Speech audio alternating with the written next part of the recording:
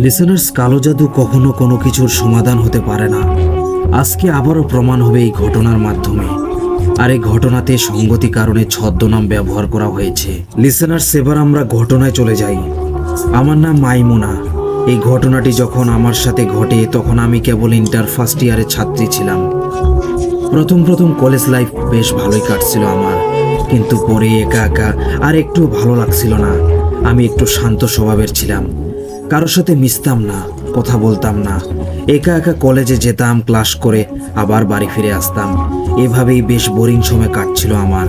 আমার মাও এই বিষয়টা নিয়ে একটু চিন্তায় ছিলেন। আমার মা আমাকে পরামর্শ দেয় যে কাল যেন আমি কলেজে গিয়ে কারোর সাথে কথা বলি। তাই আমিও মায়ের কথা অনুযায়ী কালকে বেশ আনন্দের সাথে কলেজে গেলাম এবং একটি মেয়ের সাথে কথা বললাম। এখানে বলে রাখা ভালো যে আমি একটি গার্লস কলেজে পড়তাম। সেই মেয়েটির সাথে কথা বলতে বলতে এক পর্যায়ে জানতে পারলাম মেয়েটির নাম মাইশা। মাইশার সাথে আমার প্রথম বন্ধুত্ব হয়। মাইশা ছিল অনেক হাস্যোজ্জ্বল আর হাসি খুশি একটি মেয়ে। তারপর আমি মাকে বাড়িতে এসে মাইশার কথা বললাম। মা অনেক খুশি হয়েছে জেনে আমি আজ কারোর সাথে কথা বলেছি। এভাবে মাইশা আর আমার বেশ ভালোই দিন কাটছিল। মাইশার যদি কোনো সমস্যা হতো তাহলে সে আমাকে সাথে সাথে ফোন করত। আমি ওকে অনেকভাবে সাহায্য করার চেষ্টা করতাম। মা একদিন বলেছিল মাইশাকে আমাদের বাড়িতে নিয়ে আসতে, তাই আমি মাইশাকে আমাদের বাড়ি নিয়ে আসি। আমার মা মাইশার সাথে এমন করে কথা বলছিলেন যে যা দেখে মনে হচ্ছে মাইশা তার আরেক মেয়ে। আর মাইশারও জন্মের পরেই তার মা মারা যায়, তাই আমার মাকে সে নিজের মায়ের মতোই মনে করতে থাকে। আমরা কলেজে একই বেঞ্চে একই সাথে বসতাম। আমি যদি আগে কলেজে যেতাম তাহলে মাইশার জন্য জায়গা রেখে দিতাম, আর যদি মাইশা আগে যেত তাহলে একই কাজ সে করত। আমরা অনেক হাসি খুশিতে দিন পার করি। হঠাৎ একদিন মাইশা আমাকে ফোন করে বলে যে তার বাড়িতে যেতে। সেদিন আমাদের কলেজ বন্ধ ছিল, তাই আমি মাকে বলে মাইশার বাড়িতে গেলাম। যে মাইশা আমাকে বলল সে একটি ছেলের সাথে বেশ কিছুদিন ধরে কথা বলে। দিন দিন সে সেই ছেলেটির প্রতি দুর্বল হয়ে পড়ছে। তাই আমার সাথে পরামর্শ করতে চায় যে সে সেই ছেলেটির সাথে কথা বলবে কিনা। আমি সেই ছেলেটি সম্পর্কে সব কিছু বুঝে শুনে দেখলাম ছেলেটি বেশ ভালোই আছে।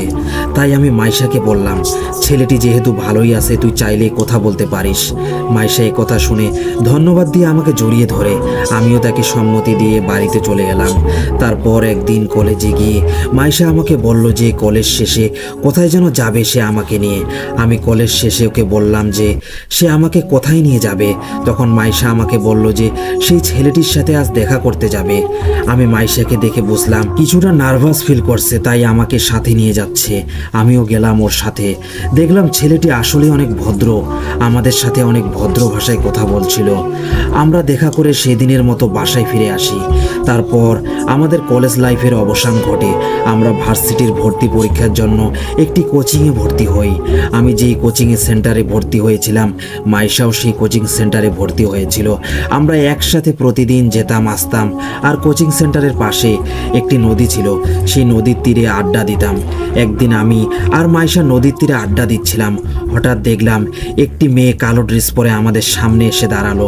আমি একটু অবাকই হলাম, কারণ মেয়েটির ঠোঁটের লিপস্টিক পর্যন্ত কালো ছিল। আমি এমন সাজগোজের মেয়ে কখনো দেখিনি। যাই হোক, সেই মেয়েটি বলল সেও নাকি আমাদের সাথে একই কোচিং সেন্টারে আমাদের সাথে ভর্তি হয়েছে। আমাদের ব্যাচমেট মনে করে কিছু বললাম না, তাকেও আমাদের আড্ডায় নিয়ে নিলাম। আমি যখন তার নাম জিজ্ঞেস করলাম সে বলল তার নাম সীমা। আমি যখন সীমাকে কোনো কিছু জিজ্ঞেস করছিলাম সে সব কিছু এড়িয়ে যাচ্ছিল, সব কথার উত্তর দিচ্ছিল না। এভাবেই আমরা তিনজন প্রতিদিন আড্ডা দিতাম আর তিনজন একই বেঞ্চে বসতাম। মাঝে মাঝে সীমা তার বাড়ি থেকে রান্না করা খাবার নিয়ে আসতো, আর সেই খাবারগুলোর ছিল যেমনি ঘ্রাণ তেমনি তার স্বাদ। সে বলতো যে তার মা নাকি কোনো রেস্টুরেন্টের শেফ, তাই তার মা এত সুন্দর করে রান্না করতে পারে। আমরা অনেক মজা করে খেতাম, কিন্তু সীমা সবসময় আমাদের খাবারগুলো 3টি বাটিতে করে নিয়ে আসতো আর নিজে সেই বাটিগুলো আমাদের হাতে তুলে দিত। তারপর আমি যখন মজা করে খাবার শেয়ার করতে বলতাম তখন সীমা বলতো যে আমি ঝাল বেশি খাই আর লবণ কম খাই, তাই আমারটাতে মরিচ বেশি দেওয়া আছে, তোমরা আমার খাবার খেতে পারবে না। তারপর আমি যখন মাইশার বাটি থেকে কোনো খাবার শেয়ার করে খেতে চাইতাম তখন সীমা সেই খাবারগুলো আমাকে আমাকে খেতে দিত না, এভাবে সীমা বাধা দিত। তখন আমি কিছু ভাবিনি, সাধারণভাবেই নিয়েছিলাম। কিছুদিন যাওয়ার পর হঠাৎ একদিন আমার ফোনে একটি অজ্ঞাত নাম্বার থেকে একটি কল আসে। আমি কলটি রিসিভ করতেই ওপাশ থেকে একটি পুরুষ কণ্ঠ শুনতে পেলাম। আমি তাকে জিজ্ঞেস করলাম, কে আপনি? আপনার পরিচয়টা দেন। কিছুক্ষণ কথা বলার পর বুঝতে পারলাম এটি মাইশার বয়ফ্রেন্ড। সে আমাকে বলল, মাইশার কি হয়েছে? কিছুদিন থেকে আমার সাথে কথা বলছে না, কল দিলে রিসিভ করে না, ফোন বন্ধ করে রাখে। তারপর একদিন ওর সাথে দেখা করলাম, সেখানে ওকে অনেক জোরাজুরি করলাম, তাও বলল না কি হয়েছে। উল্টা আমার সাথে রাগারাগি করে খারাপ ব্যবহার করে চলে গেল। তুমি কিছু জানো? আমি বললাম, না আমি তো কিছু জানি না, তবে কয়েকদিন ধরে আমিও দেখছি আমার সাথে ঠিক মতো কথা বলে না, অল্পতেই রাগারাগি করে। আমিও কিছু বুঝতে পারছি না। আচ্ছা ঠিক আছে, আমি কাল কলেজে গিয়ে ওর সাথে কথা বলবো। এই বলে আমি ফোনটা কেটে দেই। পরদিন সকালে কলেজে গিয়ে আমি মাইশার সাথে কথা বলতে বলতে হঠাৎ বলি, কি রে মাইশা, আজকাল তোর বয়ফ্রেন্ডের কথা বলছিস না দেখি, কোনো ঝামেলা হয়েছে নাকি? ঝামেলা হলে বলতে পারিস, কোনো সলিউশন দিয়ে সাহায্য করতে পারি।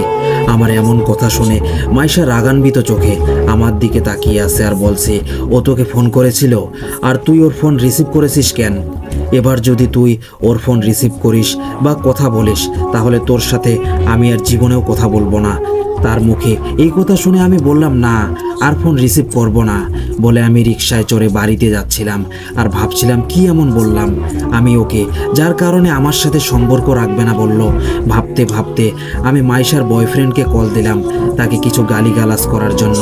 তারপর যেই না কল দিলাম, অমনি আমার কল ধরে সেই ছেলেটি ভয়ে ভয়ে কাঁপানো কণ্ঠে বলল, ও এসেছে আমাকে নিয়ে যাওয়ার জন্য, আমি যাব না, আমাকে বাঁচাও। বলতে বলতে ছেলেটি ফোন কেটে দিল। আমি অবাক হয়ে গেলাম তার কথা শুনে। তাই আমি বাড়িতে না গিয়ে রিক্সা ঘুরিয়ে সোজা মাইশার বাড়িতে গেলাম। আমি যাওয়ার আগে থেকেই মাইশা তার বাড়ির গেটে দাঁড়িয়েছিল আর আমাকে দেখে ভয়ঙ্করভাবে হাসি দিতে থাকে আর বলছে, তোকে বলছিলাম না ওর সাথে কথা না বলতে, তারপরও তুই কেন কথা বললি? তোর জন্যই ওকে মারতে হলো। তুই ওর সাথে কথা না বললে ওকে আমি কিছু করতাম না। আমি এসব কথা শুনে অনেক ভয় পেয়ে যাই। সাথে সাথে আমি বাসায় ফিরে আসি। তারপর বাসায় এসে আমি মাকে সব কথা খুলে বললাম যে মাইশা আমার সাথে ঠিকমতো কথা বলে না, কোনো কিছু বললেই আমার সাথে রাগারাগি করে, ক্লাসে মন মরা হয়ে চুপচাপ বসে থাকে। এসব কথা শুনে মা চিন্তিত হলেন, কারণ মা মাইশাকে নিজের মেয়ের মতোই দেখেন। কিছুক্ষণ পর আমার ফোনে মাইশার বয়ফ্রেন্ডের নাম্বার থেকে কল আসে। আমি কলটা রিসিভ করতেই ওপাশ থেকে বলছে, থানা থেকে বলছিলাম, এই ফোনের শেষ কলটা আপনার ছিল, তাই আপনি থানাতে এসে দেখা করে যান। আমি থানার কথা শুনে একটু ভয় পেয়ে যাই। তারপরে ওনাকে জিজ্ঞেস করি, এই ফোন আপনি কোথায় পেলেন আর এই ফোনের মালিকই বা কোথায়? সেই লোকটি বললেন, এই ফোনের মালিককে নির্মমভাবে হত্যা করা হয়েছে, আপনি থানায় আসুন, সব জানতে পারবেন। তারপর আমি মাকে বললাম যে থানা থেকে ফোন করা হয়েছিল, আমাকে থানায় যেতে হবে। আমি ভয় পাচ্ছিলাম, সেই জন্য মা আমাকে অভয় দিয়ে আমার সাথে থানায় গেল। সেখানে যাওয়ার পর আমাকে কিছু প্রশ্ন করা হয় এবং থানার আরও কিছু কাজ সম্পন্ন করে আমরা প্রায় আসছিলাম। অমনি আমি থানার পুলিশকে জিজ্ঞেস করলাম কিভাবে মারা গেলেন সেই ছেলেটি। তিনি বললেন, অনেক ভয়ঙ্করভাবে বিকৃত করে মেরে ফেলা হয়েছে, গলা থেকে মাথা আলাদা করা হয়েছে, চোখ দুটো উপড়ে ফেলা হয়েছে, অনেক কষ্ট দিয়ে মেরে ফেলা হয়েছে। আমি এসব শুনে একটু কষ্ট পেলাম। তারপর আমি আর মা রিকশায় চড়ে বাসায় ফিরে এলাম। পরদিন আমি কলেজে গিয়ে রীতিমতো আতকে উঠলাম। আমি দেখলাম কোচিং সেন্টারের সিঁড়িতে মাইশা একটি ছেলের সাথে বসে আড্ডা দিচ্ছিল। ছেলেটি একদম পড়তে পারতো না, দেখতেও ভালো নয়, কথায় কথায় শুধু টাকার গরম দেখায়। আমার একটুও পছন্দ হয় না, মাইশাও সেই ছেলেটিকে পছন্দ করে না, কিন্তু আজ কেন ওর সাথে বসে গল্প করছে আমি কিছু বুঝলাম না। আমি মাইশার হাত ধরে জোরাজোরি করলাম সেখান থেকে উঠে আসার জন্য, কিন্তু সে কিছুতেই আসতে চাচ্ছিল না, উল্টো আমার সাথে রাগারাগি করলো। আমি আর কিছু না বলে ক্লাসে চলে গেলাম। গিয়ে দেখি আজ সীমা অনুপস্থিত। কিছুক্ষণ পর দেখলাম মাইশা সেই ছেলেটির সাথে বাইকে চড়ে কোথায় যেন চলে গেল। আর প্রিয় বান্ধবীকে এমন খারাপ একটি ছেলের সাথে দেখে অনেক খারাপ লাগছিল আমার। তাই আমি মাকে বাড়ি এসে সব খুলে বললাম। মার সাথে সাথে আমাকে নিয়ে মাইশাদের বাসায় গেল। গিয়ে দেখলাম মাইশার বাবা বাড়িতে আছে। উনি আমাদের বাড়ির ভেতরে বসতে দিয়ে চা নাস্তা আনতে গেলেন। তারপর মা মাইশার বাবাকে বললেন, মাইশার কি হয়েছে, আজকাল এমন ব্যবহার করছে কেন? মাইশার বাবা এক দীর্ঘ নিঃশ্বাস ফেলে বললেন, আমিও কিছু বুঝতে পারছি না, সারাদিন দরজা লাগিয়ে রুমে একা একা বসে থাকে, কারোর সাথে কথা বলে না। আমি অনেক সকালে অফিসে যাই, তাই একদিন রাতে খাবার খাবার গরম করে টেবিলে রেখে ঘুমাতে গেলাম। হঠাৎ মাঝরাতে ঘুম থেকে উঠে দেখি ফ্রিজের পাশ থেকে হাড় চাবানোর শব্দ হচ্ছে। আমি লাফ দিয়ে উঠে রান্নাঘরে গেলাম। গিয়ে দেখি ফ্রিজের পাশে কালো কি যেন দাঁড়িয়ে আছে। সে যখনই আমার দিকে তাকালো, দেখলাম রাতে বিড়ালের চোখ যেমন জলজল করে তেমনি করে জলজল করছিল। সাথে আমি লাইট দিতেই দেখি মাইশা ডাইনিং টেবিলে বসে খাচ্ছে। এমনভাবে খাচ্ছে যেন অনেক দিন কিছু খায়নি। আমি বললাম, তুমি এত রাতে খাচ্ছ কেন, আর লাইট জ্বালাওনি কেন? সে আমার কথার কোনো জবাব না দিয়ে হাত না ধুয়ে সোজা তার ঘরে গিয়ে দরজা লাগিয়ে দিল। দিয়ে কার সাথে যেন অন্য ভাষায় কথা বলতে থাকে, যা আমি আগে কখনো শুনিনি। মা এসব শুনে একটি হুজুরের কাছে যাওয়ার পরামর্শ দিল। আমি সাথে সীমার কথা আঙ্কেলকে বললাম। আঙ্কেল সীমার কথা শুনতেই বলল, এ মেয়েকে আমার সুবিধার মনে হয় না। এই মেয়েটি মাঝে মাঝে আমাদের বাসায় আসতো আর মাইশার রুমে দরজা লাগিয়ে ঘরের ফ্লোরে বসে কি যেন একে রিচুয়াল করত। আবার যখন সেই মেয়েটি চলে যায় তখন মাইশার গলায় তাবিজ ঝুলতে দেখা যায়, যা আগে কখনো ছিল না। আমি সাথে সাথে সেই তাবিজ খুলে ফেললে দেখি পরে আবার যেন কিভাবে চলে আসে। আমার মনে হয় এই মেয়ে জাদুটনা করে। আঙ্কেলের এই কথা শোনার পর থেকে আমার সীমার উপর সন্দেহ হতে থাকে। এদিকে মাইশার বয়ফ্রেন্ড মারা যাওয়ার পর থেকে সীমা আর কোচিং সেন্টারে আসছে না। মাইশার বাবাকে একটি হুজুরের ফোন নাম্বার দিয়ে মা আর আমি বাসায় ফিরে আসি। তারপর একদিন হঠাৎ আমি কলেজ থেকে রিক্সায় চড়ে বাসায় আসছিলাম। দেখলাম রাস্তার পাশে সীমা দাঁড়িয়ে আছে। আমি সাথে সাথে রিক্সা থেকে নেমে সীমার কাছে গেলাম আর বললাম, তোমার আসল নামটা কি বলো? আমি জানি তোমার নাম সীমা নয়। সে বলল, তুমি অনেক চালাক, তবে আমি যা করেছি সব টাকার জন্য করেছি। যদি ধরতেই হয়, যে টাকা দিয়েছে তাকে ধরো, আমাকে ধরে কোনো লাভ নেই বলে সে আমাকে এড়িয়ে যেতে থাকে। অনেক চেষ্টা করেও তার কাছে আর কিছু জানতে পারলাম না। তারপর সে চলে গেল। আমি রিক্সায় চড়ে বাসায় আসলাম। এসে দেখি মাইশার বাবা আমাদের বাড়িতে একটি হুজুরের সাথে কথা বলছিল। মা বলল, ঘরে যাও। তারপর হুজুর বলল, মাইশার উপর একটি ভয়ঙ্কর কালো জাদু করা হয়েছে। এই জাদুটি তুলে নেওয়া সম্ভব নয় যদি সীমা নিজে সেই জাদু না তুলে নেয়। তাই তাড়াতাড়ি সীমাকে খুঁজে বের করুন। সাথে সাথে মাইশার বাবা সীমাকে খোঁজাখুঁজি করে এবং সীমাকে পেয়েও যায়। তারপর মাইশার বাবা সীমাকে অনেক টাকার লোভ দেখিয়ে বলে যে সীমার উপর থেকে যেন কালো জাদু তুলে নেয়।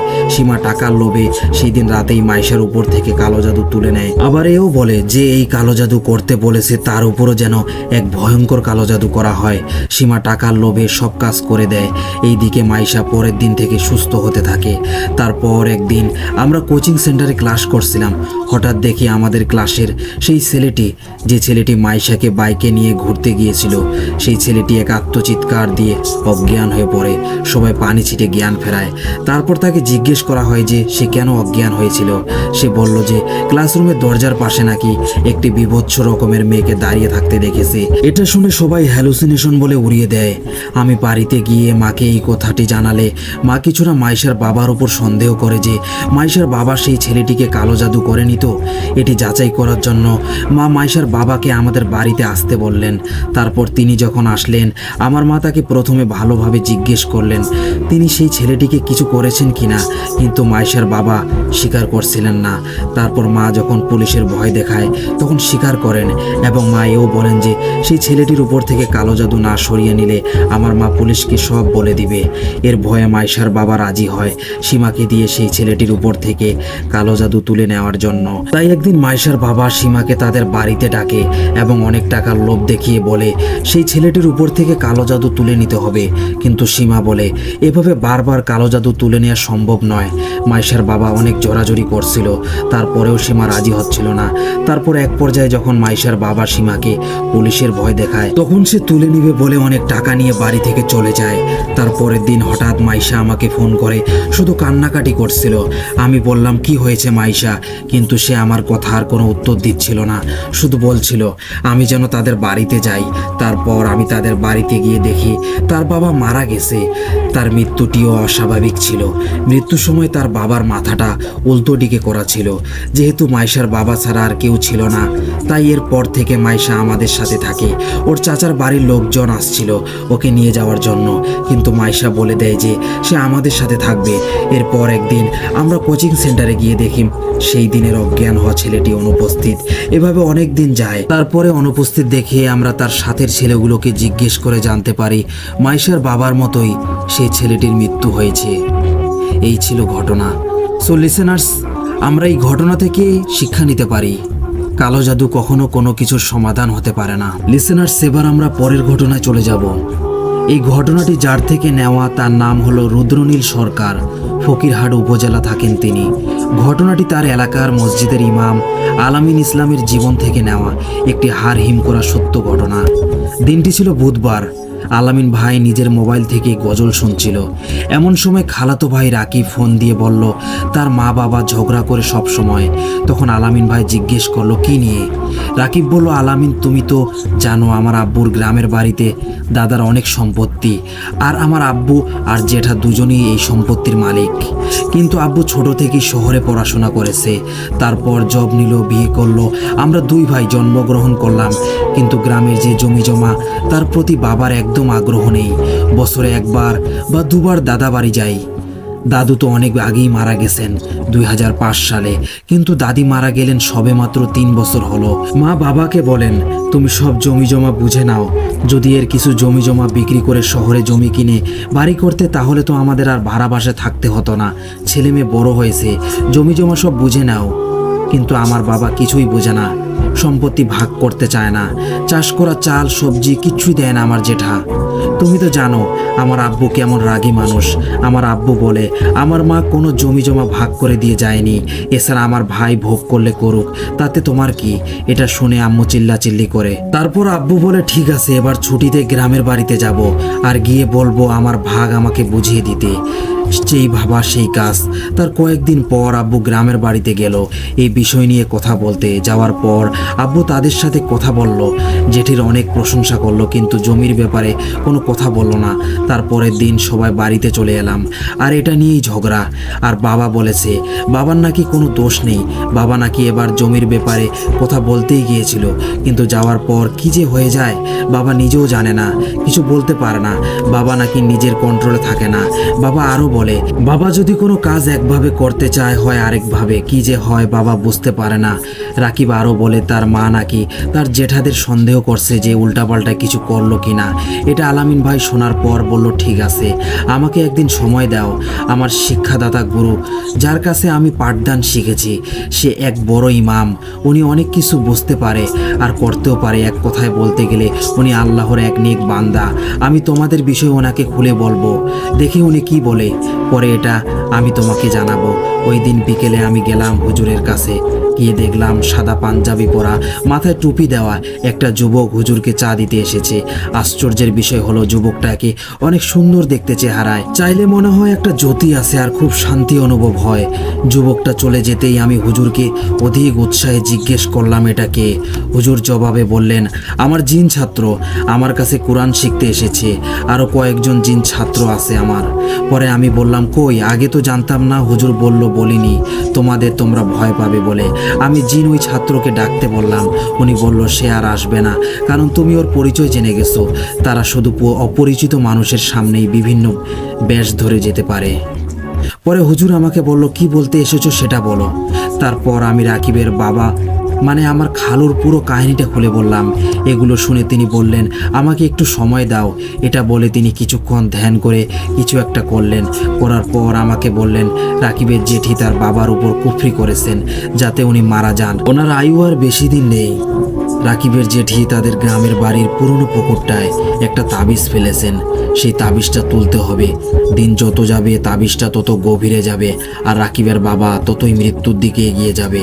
আমি বললাম তাহলে এটা থেকে উদ্ধার পাওয়ার উপায় কি? উনি বললেন আমি যেভাবে বলবো সেভাবে চললে সবাই বেঁচে যাবে, নয়তো আরও বিপদ হবে। তুমি কি পারবে? আলামিন বলল জি পারবো, বলুন আমাকে কি করতে হবে। তোমাকে 2 দিন তাদের সাথে তাদের বাড়িতে থাকতে হবে। দ্বিতীয় দিনের মাথায় তাদের নিয়ে তাদের গ্রামের বাড়িতে যেতে হবে। এমনভাবে যেতে হবে যেন তার জেঠি বুঝতে না পারে, তারা বুঝে গেলে ক্ষতি করতে পারে। তারপর একটি তাবিজ দিয়ে হুজুর বলল এই তাবিজটি নিজের হাতে বেঁধে নিবে। তারপর অন্য হাত পানিতে ডুবিয়ে এক চোখ বন্ধ করে কিছু জিনিস দিয়ে দিলাম কাগজে, ওইগুলো মুখস্থ করে রাখবে, ওইগুলো পড়বে। পড়ার সময় মনে হবে তোমার হাত কেউ নিচ থেকে টেনে ধরছে অনেক শক্তিতে। এমনও হতে পারে কেউ তোমাকে পানির নিচে নিয়ে যেতে চায়, তারপরও ভয় পেলে চলবে না, এক মনে আমল করে যেতে হবে। যদি শেষ করতে পারো তাহলে তোমার হাতে তাবিজটি উঠে আসবে, আর যদি না পারো তাহলে তোমার মৃত্যু অবধিও হতে পারে। আর কাজ শেষ যেদিন করবে ওই দিন রাত 12টার আগে ফিরে আসতে হবে। যাই হোক, ওই রাতে ওই বাড়িতে তোমরা রাত্রি স্থাপন করলে বেঁচে ফিরতে পারবে না, এটা মাথায় রেখো। হুজুর আলামিনকে আবারও বলল, তুমি কি পারবে? আলামিন কিছুক্ষণ ভাবলো, তারপর বলল সে পারবে। তাকে তাবিজটি দিতে সে তাবিজটি নিয়ে চলে গেল রাকিবদের বাসায় এবং তাদের সব খুলে বলল। তারপরের দিন রাকিবের বাবা আলামিনকে তাদের গ্রামের বাসায় নিয়ে গেল। রাকিবের বাবা তার ভাইকে কিছু বুঝতে দিল না, বলল তাকে খুব দেখতে মন চাইলো, আর আলামিন আবদার করছিল গ্রাম ঘুরে দেখবে, তাই নিয়ে এসেছি। রাকিবের জেঠা আমাদের বসতে দিল, 1 ঘন্টা ধরে বসে আছি। জেঠার চুপচাপ মুখ দেখে আর এক গ্লাস শরবতও এগিয়ে না দেওয়ায় বুঝতে পারলাম আমরা আসাতে ওনারা খুশি হননি। কিন্তু অদ্ভুত বিষয় হলো ওনারা এসেছেন, বসে আছেন অনেকক্ষণ ধরে। রাকিবের জেঠি এসে একটিবারের জন্য দেখা করেনি। ওই দিন সন্ধ্যায় আলামিন হুজুরের কথা মতো ওই পুকুর পাড়ে গিয়ে ওই আমলটি শুরু করলো। এক হাতে তাবিজ বেঁধে অপর হাত পানিতে ডোবালো এবং চোখ বন্ধ করে ওই আমলগুলো করতে লাগলো। পাশে রাকিব তাকে শক্ত করে ধরে আয়াতুল কুরসি পড়ছিল। হঠাৎ আলামিনের মনে হলো কেউ একজন ধরে টানছে তাকে। যত আমল শেষের দিকে যেতে লাগলো তত জোরে টান অনুভব করতে লাগলো। শেষ অবধি তার মনে হচ্ছিল কেউ এত জোরে টানছে তাকে পানিতে ফেলে দিতে। সে আর নিজেকে ধরে রাখতে পারছিল না। রাকিব তাকে ধরেছিল, কিন্তু রাকিব তাকে ধরে রাখতে পারছিল না। ওই টানটা এতটাই শক্তিশালী ছিল। আমল শেষ হওয়ার সাথে সাথেই আলামিন অজ্ঞান হয়ে গেল। জ্ঞান ফেরার পর নিজেকে সে বিছানায় আবিষ্কার করলো। সে কথা বলতে পারছিল না, অনেক কষ্ট হচ্ছিল। রাকিবের জেঠি বলল আজ রাতটা থেকে যেতে। এমন সময় তার হুজুরের কথাগুলো মনে পড়ে গেল, তিনি থাকতে নিষেধ করেছেন। সে রাকিবের কাছে ওই তাবিজের কথাটি ইশারায় জানতে চাইল। রাকিব বলল এটা তার পকেটে আছে। তারপর তারা বলল তারা চলে যাবে, কিন্তু রাকিবের জেঠি তাদের বলল ছেলেটার শরীরের এই অবস্থা, যেতে দিবে না, অনেক জোর করলো। আলামিন বলল খালা বাড়িতে একা, উনি ভয় পায়, আমাদের আজ রাতেই এসে পড়তে বলেছেন। এটা বলে চলে যেতে যাবে। ঠিক তখনই আর অনেক জোরে বৃষ্টি পড়তে শুরু করে দিল। রাকিবের জেঠিমা তাদের যেতে দিতে চাইলেন না। এমন সময় হুজুর আলামিনকে কল দিয়ে বলল রাকিবের জেঠিমা যে তান্ত্রিককে দিয়ে কাজ করাতো সে টের পেয়ে গেছে, আর হয়তো রাকিবের জেঠিমাও জেনে গেছে। ওরা যদি কেউ আজ রাতে তোমাদের যেতে দিতে না চায় তাহলে তোমরা থাকবে না, যেভাবেই হোক সেখান থেকে চলে আসতে চাবে, না হলে তোমাদের প্রাণ সংশয় হতে পারে। আর রাত 12টার আগে রাকিবদের গৃহ প্রবেশ করবে, না হলে রাস্তায় অনেক বিপদ হতে পারে। এছাড়াও পরবর্তীতে অনেক ঝামেলা পোহাতে হবে। আর তাবিজটা রাকিবের জেঠিমার হাতে না যায় যেন, এটা লক্ষ্য রেখো। যদি তাবিজটা কোনোভাবে তাদের হাতে চলে যায় তাহলে তারা তোমাদের আরও ক্ষতি করতে পারে, আরও ভয়ঙ্কর বিপদে পড়বে তোমরা। এটা শুনে আলামিন রাকিবের বাবাকে বলল আজ রাতে এইখানে কোনোভাবেই থাকা যাবে না। কিন্তু রাকিবের জেঠিমা তাদের কোনোভাবেই যেতে দিতে চাইলেন না। অবশেষে রাকিবের বাবা বলল রাকিবের মা নাকি অনেক অসুস্থ হয়ে গেছে, আর সে বাড়িতে একা আছে। এছাড়াও সে একা থাকতে অনেক ভয় পায়। আরও বলল তাকে আজ যেতেই হবে রাকিবের মায়ের জন্য। অবশেষে মিথ্যা বলে তারা বাড়ি থেকে বের হতে সফল হলো। কিন্তু যখন বের হতে যাবে তখনই আরও অধিক জোরে যখন বৃষ্টি পড়তে শুরু করলো, আকাশে তখন আরও কালো মেঘে ছেয়ে গেছে, আর ঘন ঘন বজ্রপাত শুরু করলো। তারা যখন বের হতে চেয়েও বের হতে পারছিল না, তখন হুজুরের কল এলো আলামিনের ফোনে। আলামিন রিসিভ করলো। কোনো কথা বলার আগেই হুজুর বলল ওই তান্ত্রিক অনেক শক্তিশালী, সে তোমাদের যাওয়ার সময় বিপদ তৈরি করতে পারে। তোমরা আমার দেওয়া ওই তাবিজটা সাথে রেখো, আর আমি তোমাদের আমার আমল দ্বারা রক্ষা করতে চেষ্টা করব। এটা শুনে আলামিন মনে জোর পেল। সে হাতের ঘড়িতে দেখলো রাত 10টা বাজে, অথচ বৃষ্টি যখন আরো বাড়ছে, কমার কোনো লক্ষণ নেই। সেই বৃষ্টির মাঝেই বেরিয়ে যাবে বলে সিদ্ধান্ত নিল। তারা বেরিয়ে গেল। গ্রামের রাস্তা বৃষ্টিতে অনেক খারাপ ছিল, তারা কোনো গাড়ি পাচ্ছিল না। হঠাৎ রাকিবের মনে হলো কেউ যেন কানে ফিস করে বলছে তোরা কেউ বাঁচতে পারবি না। এটা শুনে রাকিব ভয় পেয়ে আলামিনকে সব খুলে বলল। আলামিন বলল মনে সাহস রাখো রাকিব, এই তাবিজ যতক্ষণ আছে কেউ আমাদের কিচ্ছু করতে পারবে না। রাকিব স্বস্তি পেল কিছুটা, কিন্তু হঠাৎ রাকিবের বাবা পড়ে গেল। আলামিন বলল বললেন কি করে খালো? রাকিবের বাবা বলল, একটা গরম বাতাস আমার গায়ের পাশ দিয়ে এত জোরে গেল যে আমি ভার সামলাতে পারলাম না, পড়ে গেলাম। কিভাবে পড়লাম জানি না। উনি অনেক ব্যথা পেয়েছিলেন পায়ে। উনি বলল, আমি আর হাঁটতে পারছি না। আরেকদিকে 12টা বাজতে বেশিক্ষণ নেই। আলামিন কি করবে বুঝতে পারছিল না। এমন সময় তারা একটি সিএনজি পেল। তারা উঠে পড়লো সিএনজিতে। তখন 12টা বাজতে আর কিছু সময় বাকি ছিল। রাকিব খেয়াল করলো গাড়ি অনেক আস্তে যাচ্ছে। সে ড্রাইভারকে বলল, একটু জোরে চালাতে। ড্রাইভার বলল, মামা আমি চেষ্টা করছি জোরে চালাতে, কিন্তু কি যে হলো, গাড়ি জোরে চলছেই না। তারা বাড়ি পৌঁছানোর আগেই 12টা বেজে গেল। তারা শুনতে পেল সিএনজির দরজার মনে হচ্ছে কেউ ধাক্কা দিচ্ছে জোরে। আলামিন সবাইকে বলল, এক মনে আয়াতুল কুরসি পড়তে সবাই দোয়া দরুদ পাঠ করতে লাগলো। বাড়িতে যখন পৌঁছালো তখন 12টা বেজে 18 বাজে, কিন্তু পুকুর থেকে তোলা ওই তাবিজটা আর পেল না। বাড়িতে ফিরে হুজুরকে জানালো। হুজুর বলল, তোমরা আজ বেঁচে ফিরতে পারতে না। আমার ছাত্র জিনেরা তোমার রক্ষা করেছে। তোমরা পুকুর থেকে তোলা ওই তাবিজটা রক্ষা করতে না পেরে অনেক বড় ভুল করেছো। এখন তোমাদের অনেক বিপদ হবে, তোমাদের প্রাণ সংশয় হতে পারে। তিনি আরও বললেন, রাকিবদের ঘরের উপর নাকি একটা সাপ আছে। এটা সাপ না, এটা একটা পিশাচ জিন। এটা নাকি তারা বের হওয়ার পর থেকে পিছু নিয়েছে, কিন্তু হুজুরের দেওয়া তাবিজটার জন্য কিছু করতে পারেনি। সাপটি অপেক্ষা করছে। আজ রাতে কেউ বাড়ি থেকে বের হলে তাদের ছবল দিবে। সাপটি ঘরে ঢোকার চেষ্টাও করছে, কিন্তু তাবিজটির জন্য পারছে না। আলামিন হুজুরকে বলল, আমরা এখন কি করব? হুজুর বলল, পুকুর থেকে তাবিজ তোলার সময় যে আমলগুলো শিখিয়ে দিয়েছিলাম সেগুলো ঘরের দরজার সামনে দাঁড়িয়ে পড়বে। সামনে সাপ কেন, যাই আসুক, দরজা থেকে সরবে না। এক মনে আমলগুলো করে শেষে আয়াতুল কুরসি পরে তোমার বুকে আর ঘরের ভিতরের দিকে 3টি ফু দিয়ে ওই তাবিজটা দরজায় বেঁধে দিবে। তারপর দরজাটি বন্ধ করে দিবে। আর সাবধান, কেউ এই ঘরের বাইরে যাওয়ার চেষ্টাও করবে না কাল সকাল হওয়ার আগে। আর তিনি বললেন, কাল সকালে একবার ওনার কাছে রাকিবকে নিয়ে আসতে। আলামিন বলল, আচ্ছা ঠিক আছে, আসবো। তারপর আলামিনকে হুজুর যেভাবে আমলটি করতে বলছে সেভাবেই সম্পন্ন করলো। সে ঘরের দরজার সামনে সাপটিকে দেখতে পেল। সাপটি ছিল অনেক বড় কালো। আমল শেষ করে আয়াতুল কুরসি পড়তেই সাপটি চলে গেল। তারপর সে তাবিজটি দরজায় বেঁধে দরজাটি অফ করে দিল। কিছুক্ষণ পর দরজাটিতে কেউ ধাক্কা দেওয়ার আওয়াজ শোনা গেল, কিন্তু কেউ বের হলো না। ওই রাতটিতে তারা এভাবেই কাটিয়ে দিল। পরের দিন হুজুরের কাছে রাকিবকে নিয়ে গেল। গিয়ে দেখলো হুজুর পাশের রুমে কি যেন করছে। হুজুরের এক ছাত্র এসে বলল, হুজুর বের না হওয়া পর্যন্ত অপেক্ষা করতে। হুজুর বের হতে হতে বিকাল হয়ে গেল। তারা অপেক্ষা করলো। হুজুর আসলো, এসে চেয়ারে বসে আলামিনকে বলল, আলামিন তোমাদের কাল ওই তাবিজটা ফেলে আসা উচিত হয়নি, রক্ষা করা উচিত ছিল।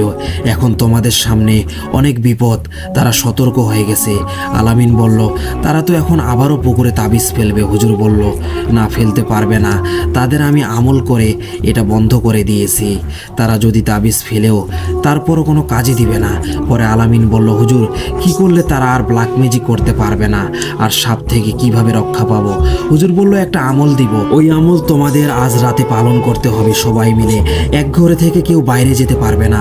উনি আরও বলল, আলামিন এখন সবচেয়ে বেশি বিপদে আছো তুমি আর রাকিব। কাল তোমরা চলে আসার পর ওই তান্ত্রিক তোমাদের পিছনে 6টা পিশাচ জিন লাগিয়ে দিয়েছেন। রাকিবের জেঠিমা 2টি ছাগল বলি দিয়েছে, তাদের রক্ত উৎসর্গ করেছেন। তারা আরও বেশি শক্তিশালী হয়ে উঠেছে। তারা তোমাদের যে কোনো ক্ষতি করতে পারে। তোমরা এক কাজ করো, তোমরা এখন চলে যাও। মাগরিবের আজান দেওয়ার সময় হয়ে গেছে। অন্ধকার নামার আগে যত তাড়াতাড়ি বাড়ি ফিরবে ততই তোমাদের জন্য ভালো। আর এই তাবিজ আর কড়িগুলো ধরো, যাই হয়ে যাক এই কড়িগুলো হারাবে না, সাথে রাখবে।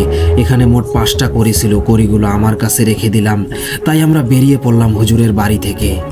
10 মিনিটের মতো হাঁটতে হয়, তারপর মেইন রাস্তা। 5-6 মিনিট হাঁটার পর হঠাৎ অনেক জোরে বৃষ্টি শুরু হলো।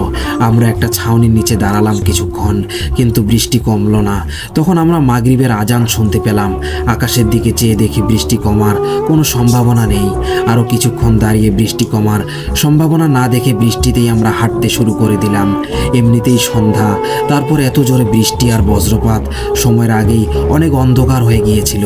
প্রকৃতির দিকে চাইলে মনে হচ্ছিল ভয়ানক রূপ ধারণ করেছে। আমরা জোরে হাঁটতে শুরু করলাম। অবশেষে মেইন রোডে আসলাম, কিন্তু বৃষ্টিতে কোনো গাড়ি পেলাম না।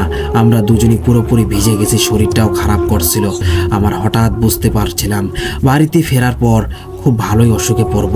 হঠাৎ দেখি একটা কালো কুকুর আমাদের পিছু নিয়েছে। কুকুরটা এতটাই কালো ছিল যে বাইরের অন্ধকারের মাঝেও তাকে খুঁজে পাওয়া সম্ভব নয়, কিন্তু কুকুরের চোখ দুটো জ্বলছিল। কুকুর দেখে সাধারণত আমরা দুজন থেকে কেউই ভয় পাই না, কিন্তু জানি না কেন কুকুরটাকে দেখে আমাদের ভয় করছিল। কুকুরটাকে হিংস্র মনে হচ্ছিল। কুকুরটা আমাদের দিকে ঘেউ ঘেউ করছিল আর আমাদের দিকে এগিয়ে আসছিল। এমন ভয়ঙ্কর আওয়াজ হচ্ছিল যেন আমাদের কাছে পেলে ছিঁড়ে খাবে। কুকুরটা আমাদের খুব কাছে এসে পড়ছিল। আমরা দুজনই ভয় পেয়ে গেছিলাম। আমরা দূরে গিয়ে দাঁড়ালাম। আমরা আয়াতুল কুরসি পড়তে শুরু করে দিলাম। হঠাৎ চেয়ে দেখি কুকুরটা নেই। আমাদের আর বুঝতে বাকি রইল না কুকুরটা আসলে কি ছিল। কিছুক্ষণ পর আর দেখলাম একটা সিএনজি আসতেছিল, কিন্তু আমরা এটাকে দাঁড় করালাম। সিএনজিওয়ালা যেতে চাইল না। আমরা বললাম, মামা আমরা অনেক বিপদে পড়েছি, প্লিজ আমাদের নিয়ে চলুন, আমরা যত টাকা লাগে আমরা দিব। এটা বলে ড্রাইভারটা আমাদের নিয়ে যেতে রাজি হয়। আমরা গাড়িতে উঠলাম। উঠে গাড়ির দুইটা দরজা অফ করে ভিতরে বসলাম। দরজা অফ করার সময় কখন যে তাবিজটা পড়ে গেল বুঝতেও পারলাম না। ঝড় তখনও থামেনি। হঠাৎ মনে হলো আমাদের কেউ ডাকছে পিছন থেকে। কেউ যেন ফিস করে বলছে, আজ তোরা বাঁচতে পারবি না। হঠাৎ ঝড় এত বাড়লো, এত বৃষ্টি, বাতাস আর বজ্রপাত দেখে ড্রাইভার বলল, ভাই সামনে পুল, এখন একটু দাঁড়াতে হবে। এই বৃষ্টিতে এত উঁচু পুলের উপর দিয়ে গাড়ি চালানো নিরাপদ নয়। বৃষ্টিও একটু কমুক, তারপর চালাবো। রাত তখন 9টার কাছাকাছি। আমরা বললাম, মামা দয়া করে আমাদের বাসায় পৌঁছে দিন, আমাদের অনেক বিপদ। উনি বললেন উনি নাকি যাবেন না, বলে গাড়ি থামিয়ে দিলেন। তখন আমরা আবার দেখলাম ওই কালো ভয়ানক দেখতে কুকুরটা আমাদের সিএনজির সামনে। হঠাৎ কুকুরটা কোনো কারণ ছাড়াই সিএনজির উপর লাফ দিল। সিএনজির কাজ ভেঙে গেল। ড্রাইভার দরজা খুলে তাড়াতে যাবে, ওনাকে দরজা খুলতে দিলাম না। অনুরোধ করলাম যেন গাড়িটা ছাড়ে। অনেক অনুরোধের পর উনি গাড়িটা চালু করলেন। যখন পুলের কাছে আসলাম তখন আর আমি কিছু বলতে পারবো না। বাড়িতে ফিরে নিজেকে বিছানায় আবিষ্কার করলাম। বাকিটা রাকিবের কাছ থেকে শোনা। আমি ড্রাইভারকে পুলের উপর গাড়ি দাঁড় করাতে বলছিলাম। হঠাৎ গাড়ি দরজা খুলে এসে বাইরে বের হতে চাইলাম, তখন নাকি রাকিব বুঝছিল না কি হয়েছে আমার। রাকিব বাধা দেওয়ায় আমি রাকিবকে নাকি প্রচণ্ড জোরে মাথায় আঘাত করলাম। তারপর নিজের হাত নিজে কামড়াতে শুরু করে দিলাম। রাকিব বুঝতে পারছিল আমার উপর খারাপ কিছু ভর করেছে। সে ড্রাইভারকে বলল, দয়া করে তাড়াতাড়ি গাড়িটা চালান, আমরা অনেক বড় বিপদে আছি, আমরা নয়তো বাঁচতে পারবো না। এটা শুনে উনি জোরে গাড়ি ছাড়লেন। সে নাকি আমার সাথে শক্তিতে পেরে উঠছিল না। তখন সে আয়াতুল কুরসি পড়তে শুরু করে এক মনে। পরে আমার শরীরে ফু দেয়। আমি নাকি হঠাৎ সেন্সলেস হয়ে যাই। তারপর বাড়ির সামনে আসতেই ড্রাইভার আমাকে নাকি তুলে বিছানায় দিয়ে যায়। আমার সেন্স ফেরার পর আমি রাকিবকে কড়িগুলোর কথা জিজ্ঞেস করাতে রাকিব বলল, কড়ি 3টা আছে, বাকি 2টা তুমি পুল পার হওয়ার সময় ফেলে দিয়েছিলে। এটা শুনে আলামিন ভয় পেয়ে গেল, কারণ হুজুর বারবার তাকে সতর্ক করে দিয়েছে। সে হুজুরকে ফোন দিল, দিয়ে সব কথা বলল। হুজুর বলল, আমি বারবার তোমাদের সাবধান করে দিয়েছিলাম, তোমরা গাড়িতে ওঠার পর অসতর্কতাতে তাবিজ ফেলে দিয়েছিলে। তারপর পিশাচ যখন তোমাদের আক্রমণ করতে যায়, আমার ছাত্র জিনেরা আর তোমাদের সাহায্য করতে পারেনি। পিশাচ জিন ভালো জিনদের পরাজিত করেছে। তোমাদের কাছে ওই 3টা করেছিল, নয়তো প্রাণ নিয়ে বাড়ি ফিরে যেতে তোমরা পারতে না। কিন্তু যে 2টা করি তোমরা হারিয়েছো, সেটার জন্য তোমাদের ক্ষতি করতে পারে তারা যে কোনো সময়। আর তোমাদের সবাইকে আমি যে আমল দিয়েছি তা ঠিকঠাক মতো পালন করবে। নিয়ম পালন করার সময় তোমরা অনেক কিছু দেখতে পারো, ওইগুলো হবে তোমাদের মনের ভ্রম। যতক্ষণ দরজায় তাবিজটা থাকবে, ওই সাপটা আর পিশাচ কোনো ক্ষতি করতে পারবে না তোমাদের। আর এই তাবিজ শুধু আজ রাতটি কাজ করবে, তারপর আর কাজ করবে না। তোমরা সবাই যদি এই আমলটি করতে পারো, সামনে অনেক কিছু দেখতে পাবে, অনুভব করবে। তোমরা যদি ভয় না পেয়ে কাজটি শেষ করো, তাহলে সাপটা বন্দী হবে আর ওই ব্ল্যাক ম্যাজিকের পুরো কাজ নষ্ট হয়ে যাবে।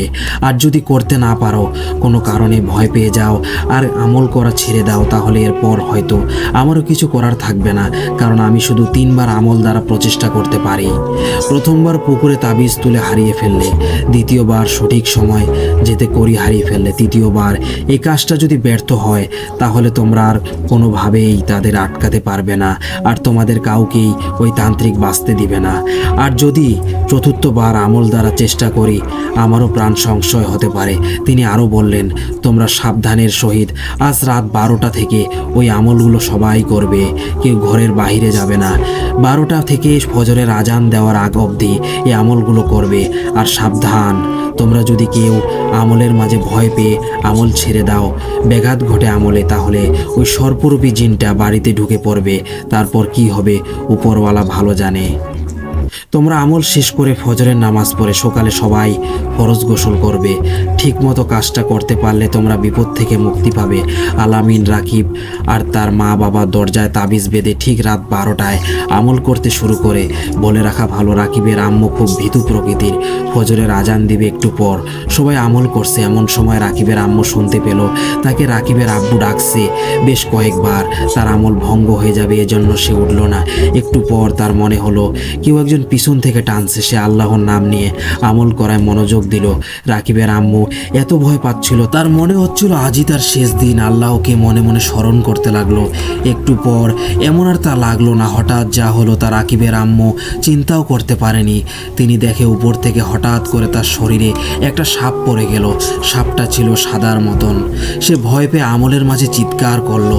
চিৎকার করতেই দেখে কোথায় সাপ, কিছুই তো নেই। এমন সময় ফজরের আজান পড়ে গেল। সকালে আলামিন হুজুরকে কল দিল। হুজুর আলামিনকে বলল তাদের বাড়ির সবাইকে নিয়ে আসতে। তাই তারা সবাই যাবে বলে সিদ্ধান্ত নিল। রাকিব জুতো পরে বাড়ি থেকে বের হবে। এমন সময় আলামিন রাকিবকে দাঁড়াতে বলল। সে দেখলো তার জুতোতে একটি ব্লেডের অনেকগুলো টুকরো। রাকিব বলল, ভাই আলামিন, তুই যদি এটা আজ না দেখতি অনেক বড় বিপদ ঘটতে পারত। কিন্তু এটা কে করতে পারে? আলামিন হুজুরকে কল দিল। বলল, রাকিবের জুতোয় ব্লেডের টুকরো পাওয়া গেছে। এগুলো কে করেছে? হুজুর কিছুক্ষণ চুপ করে থেকে বলল, রাকিবের ছোট ভাই। এটা শুনে রাকিব রেগে গেল আর তার ছোট ভাইকে গিয়ে মারতে শুরু করে দিল। তার ছোট ভাই বলল, ভাই বিশ্বাস করো আমি এসব করিনি। এগুলো কিভাবে হলো তা আমি জানি না। রাকিবেরও বিশ্বাস করতে মন চাইছে না যে তার ছোট ভাই এমন করতে পারে, কারণ তার ছোট ভাই তাকে অনেক ভালোবাসে। কিন্তু হুজুর তো আর মিথ্যা বলবে না। তারা সবাই হুজুরের বাড়িতে গেল। গিয়ে দেখলো হুজুর গম্ভীর হয়ে বসে আছে আর কি যেন ভাবছে। তারা যেতেই হুজুর তাদের বলল, আমার একটা ভুল হয়েছে। আলামিন বলল, কি ভুল? তিনি বললেন, তোমার জুতোয় ব্লেডের ছোট টুকরো তোমার ছোট ভাই রাখেনি, রেখেছে কোনো একটা পিশাচরূপী জিন, যে তোমার ছোট ভাইয়ের রূপ ধরে এসেছিল। তাই আমার ছাত্র জিনেরা এটা বুঝতে পারেনি, পরে বুঝতে পেরেছিল। আর তিনি আরও বলল, কালকে কি তোমরা সব আমল ঠিকঠাক মতো পালন করতে পেরেছিলে? এমন সময় রাকিবের মা বলল, আমল তো করেছি, তবে তা সম্পূর্ণ করে নিতে পারিনি। শেষ করার আগেই একটা সাপ দেখে অনেক ভয় পেয়ে চিৎকার করছিলাম। হুজুর বলল, তোমাদের আমি বারবার সাবধান করেছিলাম যে এমন কিছু হতে পারে, তবে এটা ভ্রম, বাস্তবে কিছু হবে না যতক্ষণ ওই তাবিজটা দরজায় থাকবে। তারপরও তোমরা এই ভুল কিভাবে করতে পারলে? তোমরা এই ভুলগুলো করে মোটেও ঠিক কাজ করনি। আমি শুধু তোমাদের 3বার বাঁচাতে প্রচেষ্টা করতে পারি। চতুর্থবার যদি চেষ্টা করি তাহলে আমারও প্রাণ সংশয় হতে পারে। এই পরিবারের হাতে আর মাত্র 11 দিন সময় আছে। তারপর তান্ত্রিক সবাইকে মেরে ফেলবে। ওই তান্ত্রিক সাধারণ কোনো তান্ত্রিক নয়। বহু বছর সাধনার পরে সে এই শক্তি লাভ করেছে। সে পিশাচের অধীন। সে 3টি শিশুর তাজা রক্ত পিশাচকে দিয়েছে এই ক্ষমতা অর্জন করতে। তাই সব শয়তান তার অধীন। সে সব কিছু করতে পারে। আলামিন বলল, তাহলে এখন আমরা কি করব? হুজুর বলল, চতুর্থবার প্রচেষ্টা। আলামিন বলল, তাহলে তো আপনার প্রাণ সংশয় হতে পারে। হুজুর বলল, আমি মৃত্যুকে ভয় পাই না। বাঁচা মরার মালিক ওই আল্লাহ। আমি পিশাচকে জিততে দিব না। যতক্ষণ বেঁচে আছি আল্লাহর ইমানদার বান্দা হিসেবে পিশাচের বিরুদ্ধে লড়াই করে যাব।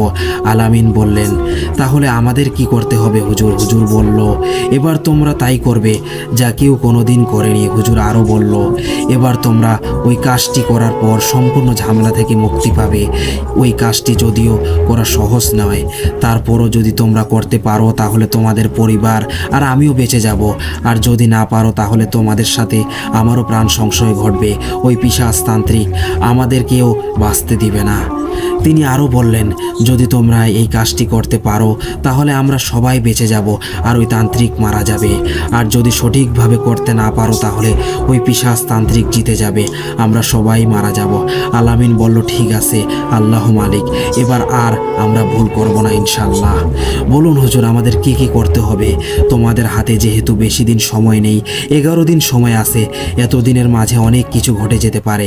তোমাদের বাড়ির কাছাকাছি যে মাজারটা আছে সেখানে সেখানে যাবে, সেখানে গিয়ে মাজারে যে পুকুর আছে ওই পুকুরে নামবে, নেমে 5টা কড়ি হাতে নিয়ে কিছু আমল করতে হবে।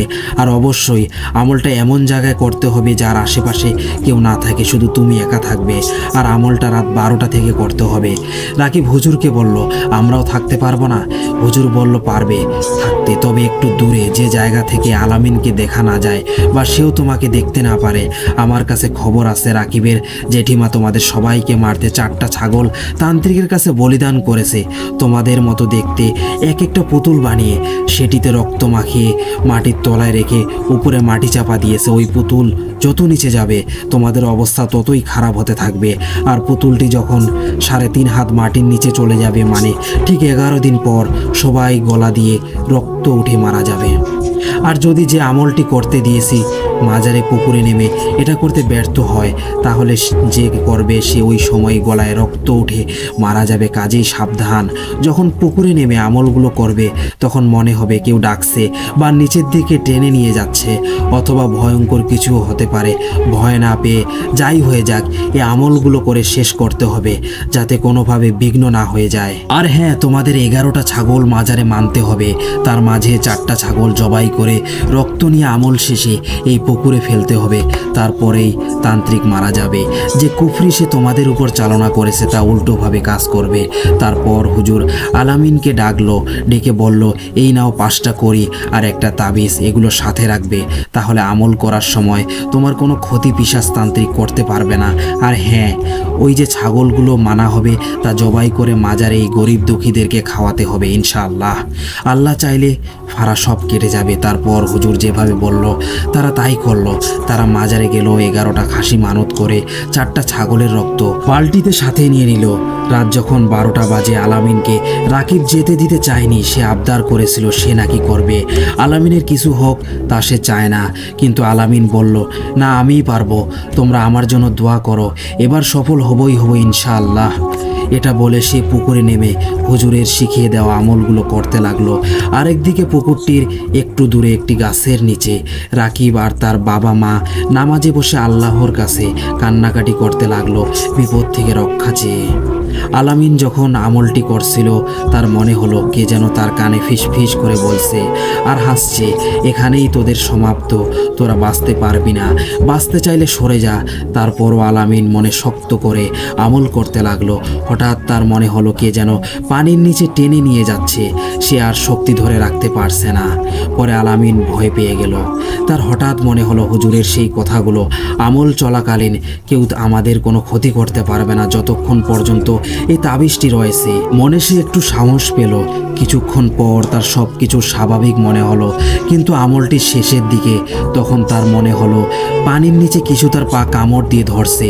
সে অনেক ব্যথা পাচ্ছিল, তার মনে হচ্ছে তার পায়ের মাংস কেউ ছিঁড়ে নিচ্ছে। সে আর পারছিল না ব্যথা সহ্য করতে, কিন্তু তার মনে হলো হঠাৎ যদি আমল ছেড়ে দেই তাহলে আর বাঁচতে পারবো না। তাই অধিক ব্যথা সহ্য করেও সে আমলটা চালিয়ে গেল। তার আমলটা শেষ হলো, ফজরের আজান দিল, সব পরিবেশ হালকা হয়ে গেল। তার পায়ের কামড়টাও সে অনুভব করতে পারছে না তখন আর। সে বালতিতে রাখা ছাগলের রক্ত পানিতে ঢেলে উঠে এলো। এসে দেখে রাকিব আল্লাহর কাছে হাত তুলে কান্নাকাটি করছে। রাকিব আর তার মা বাবা আলামিনকে দেখে খুশি হলো। মাজারে গরিব দুঃখীদের খাওয়ালো, খাইয়ে হুজুরের বাড়িতে গেল। গিয়ে দেখলো হুজুর অনেক খুশি। তারা হুজুরকে সব বলল। হুজুর বলল, ইসলামে সত্যের জয় হবেই। তিনি আরও বলল, তুমি যখন অনুভব করলে তোমার পা থেকে কামড় সরে যাচ্ছে তখনই তান্ত্রিক মারা গেছে। পানিতে রক্ত ঢালার পর তার জাদুবিদ্যা তার উপর উল্টা কাজ করেছে, সে তার শাস্তি পেয়েছে। পরে আলামিন হুজুরকে বলল, রাকিবের জেঠিমা যদি আবার তাদের কোনো ক্ষতি করতে চায় তাহলে কি হবে? হুজুর বলল, পারবে না। আলামিন বলল, কেন? হুজুর বলল, তান্ত্রিকটি মরার আগে রাকিবের জেঠিমাকে বলে গেছে সে যদি কোনো দিন অন্য কোনো তান্ত্রিকের কাছে গিয়ে তোমাদের উপর কুফরি করার চেষ্টাও করে তাহলে রাকিবের জেঠিমাও মারা যাবে। রাকিবের জেঠিমা ভয় পেয়ে গেছে, সে আর এমন করবে না। আলামিন এখন মসজিদের বড় ইমাম, তার শিক্ষাগুরু অর্থাৎ হুজুর মারা গেছে আজ 3 বছর। তার পিত্ত সমূল্য শিক্ষাগুরুর ভালোবাসা সে আজও ভুলতে পারেনি। উনি আজও নামাজে বসে ওনার শিক্ষাগুরুর মৃত আত্মার শান্তির জন্য দোয়া প্রার্থনা করেন আল্লাহর দরবারে। আল্লাহ ওনাকে ভালো রাখুক। এই ছিল ঘটনা। লিসেনার্স, আবারও প্রমাণ হলো কালো জাদু কখনো কোনো কিছুর সমাধান হতে পারে না। সুপ্রিয় লিসেনার্স, ঘটনাগুলো ভালো লেগে থাকলে লাইক কমেন্ট করে জানান, আর সাথে সাবস্ক্রাইব করতে ভুলবেন না। আমাদের চ্যানেলকে এগিয়ে নিয়ে যাওয়ার দায়িত্ব আপনাদের। আপনাদের লাইক, কমেন্টগুলো এবং সাবস্ক্রাইব আমাদের নতুন নতুন ঘটনা দিতে উৎসাহিত করে। সুপ্রিয় লিসেনার্স, আপনাদের সাথে ঘটে যাওয়া ঘটনা পাঠাতে পারেন। আমাদের ডেসক্রিপশন বক্সে জিমেল আইডি দেওয়া আছে, bhutfmrat@gmail.com। অনেক ধন্যবাদ আপনাদের সবাইকে ধৈর্যের সাথে ঘটনাগুলো শুনে থাকার জন্য।